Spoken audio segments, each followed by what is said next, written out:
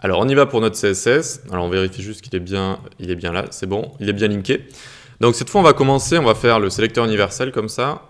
Hop, et puis on va faire même virgule, deux points de point before, deux points de point after. Si vous ne le savez pas, c'est une bonne manière de faire, de mettre box sizing, border box sur vos projets.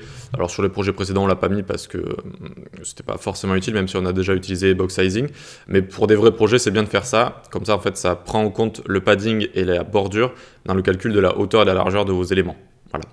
Pourquoi on met before et after en plus du sélecteur universel qui est censé donc tout sélectionner, parce que eh bien, il sélectionne tout sauf les pseudo-éléments before et after et les pseudo-éléments en général. C'est pour ça qu'on les rajoute.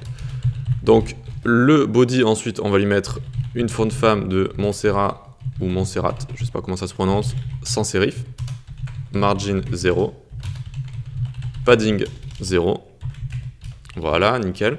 Ensuite notre container global, on va display flex pour mettre les deux panneaux les uns à la suite des autres, hein, donc un panneau à gauche, un panneau à droite, et on lui met une hauteur minimum de 100 VH, donc il ne pourra jamais passer en dessous de 100 VH. Ensuite, on s'occupe donc du panneau gauche. Point panneau gauche, tac, on lui utilise la propriété flex et on met 33.333%. Alors, qu'est-ce que ça veut dire? C'est une propriété, alors point ici, c'est une propriété raccourcie. Donc ça veut dire qu'ici on a trois propriétés. On a flex grow, flex shrink et flex basis ici. Flex grow, c'est est-ce qu'on l'autorise à grossir s'il a de la place. Flex shrink, est-ce qu'on l'autorise à rétrécir si la place vient à manquer.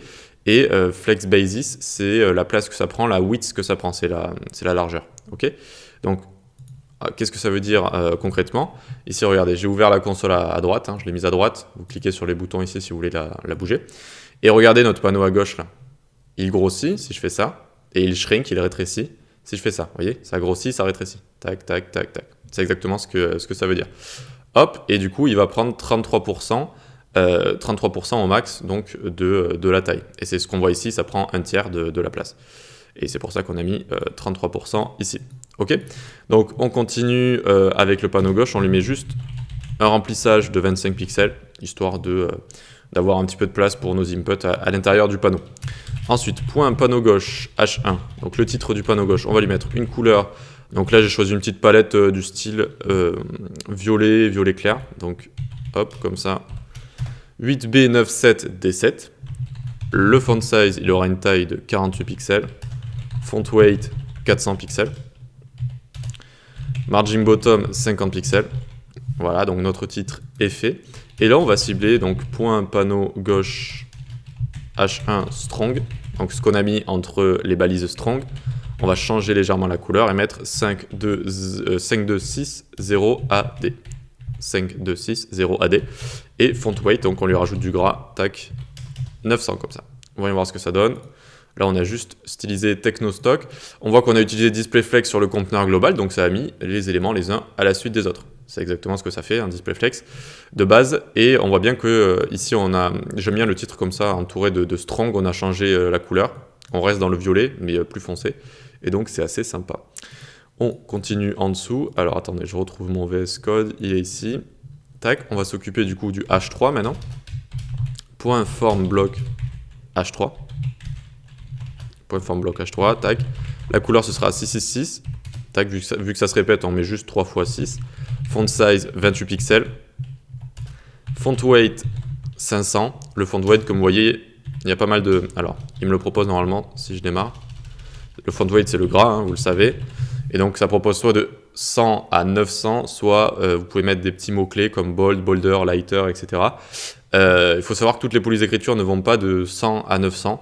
Beaucoup font juste, par exemple, 100, 500, 900. Vous voyez, elles n'ont pas toutes les variantes, toutes les nuances de gras. Donc ici, on va mettre 500 et margin bottom, on va mettre 45 pixels. Ensuite, point form block, point form group. Form group, c'est à chaque fois les divs qui englobent toutes nos inputs ici. Vous voyez, tous nos inputs sont entourés à chaque fois de form group. Donc form group, eh bien, on lui met une position relative vu qu'on va utiliser des éléments en position absolute dans notre div form group. Et DisplayFlex et margin bottom 45 pixels. Pourquoi DisplayFlex? Pour mettre finalement les labels et les inputs les uns à la suite des autres.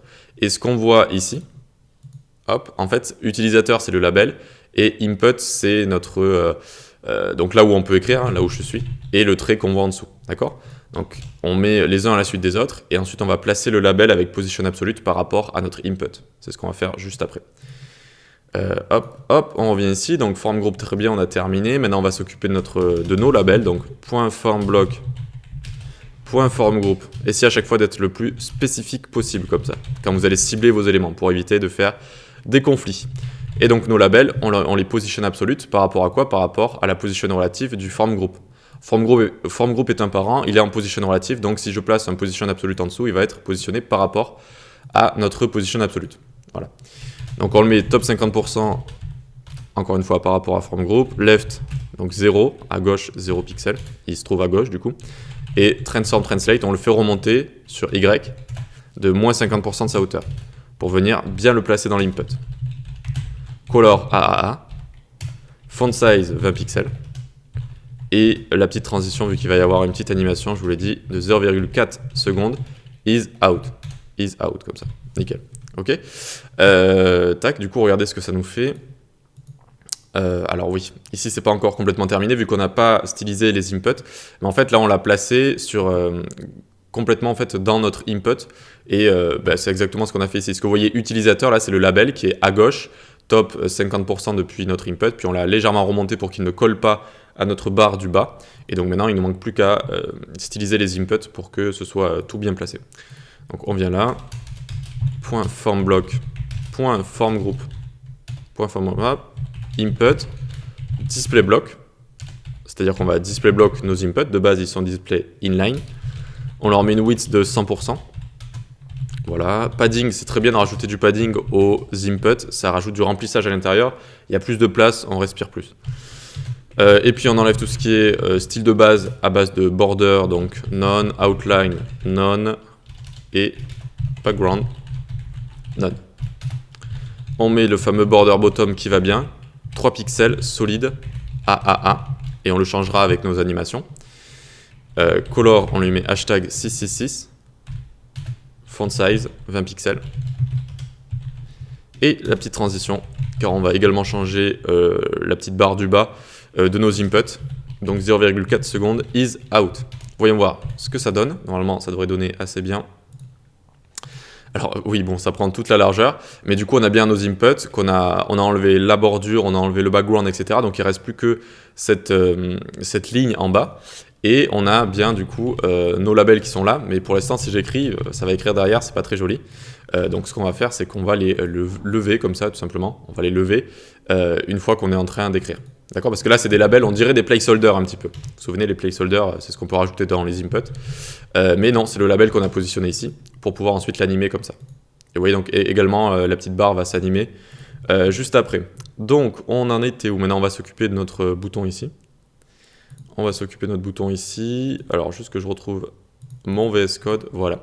J'ai essayé de ne pas faire une vidéo trop longue. On va peut-être passer... Ouais, je vais couper cette vidéo. Dans la prochaine vidéo, on continue notre CSS, histoire de ne pas trop vous en mettre à chaque vidéo.